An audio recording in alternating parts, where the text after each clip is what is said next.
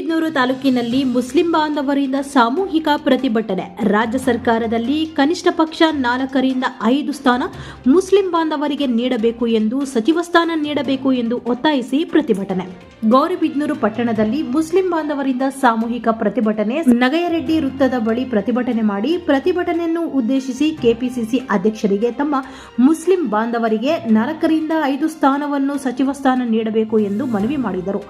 ಕಾಂಗ್ರೆಸ್ ಪಕ್ಷದ ರಾಷ್ಟ್ರೀಯ ಅಧ್ಯಕ್ಷರಾದಂತಹ ಸೋನಿಯಾ ಗಾಂಧಿ, ರಾಹುಲ್ ಗಾಂಧಿ, ಮಲ್ಲಿಕಾರ್ಜುನ್ ಖರ್ಗೆರವರಿಗೆ ಮನವಿ ಪತ್ರವನ್ನು ನೀಡುತ್ತಿದ್ದೇವೆ ಎಂದು ಪ್ರತಿಭಟನಾಕಾರರು ಹೇಳಿದರು. ಈ ಪ್ರತಿಭಟನೆಯಲ್ಲಿ ಖಲೀಲ್ ಬಾಷಾ, ಮಾಜಿ ಉಪಾಧ್ಯಕ್ಷರು, ಚಿಕ್ಕಬಳ್ಳಾಪುರ ಜಿಲ್ಲಾ ವಕ್ಫ್ ಬೋರ್ಡ್, ಅಹ್ಲೆ ಸುನ್ನತುಲ್ ಜಮಾತ್ ಗೌರಿಬಿದನೂರು, ಶೇಖ್ ಜಮೀರ್, ಮಾಜಿ ಅಧ್ಯಕ್ಷರು ಅಲ್ತಾಫ್ ಕಲಂದರ್ ಇನ್ನು ಮುಂತಾದವರು ಈ ಕಾರ್ಯಕ್ರಮದಲ್ಲಿ ಹಾಜರಿದ್ದರು. Bureau report, Narasareddy, Gauribidanur.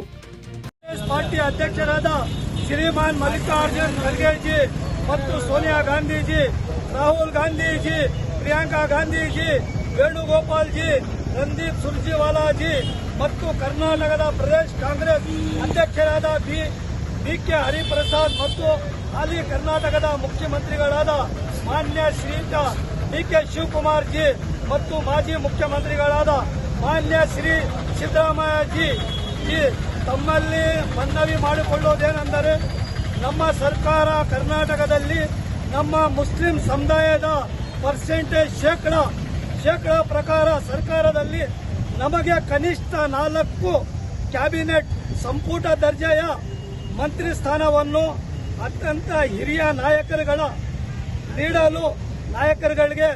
ನೀಡಲು ಬೇಕೇ ಬೇಕು. ತಾಲೂಕಿನ ಮುಸ್ಲಿಂ ಬಾಂಧವರಿಂದ ನಿಮಗೆ ಮಧ್ಯಮ ಮುಖಾಂತರ ನಮ್ಮ ಹಕ್ಕನ್ನು ನಮಗೆ ನೀಡಬೇಕೆಂದು ತಮ್ಮಲ್ಲಿ ಮನವಿ ಮಾಡಿಕೊಂತಾ ಇದ್ದೀವಿ.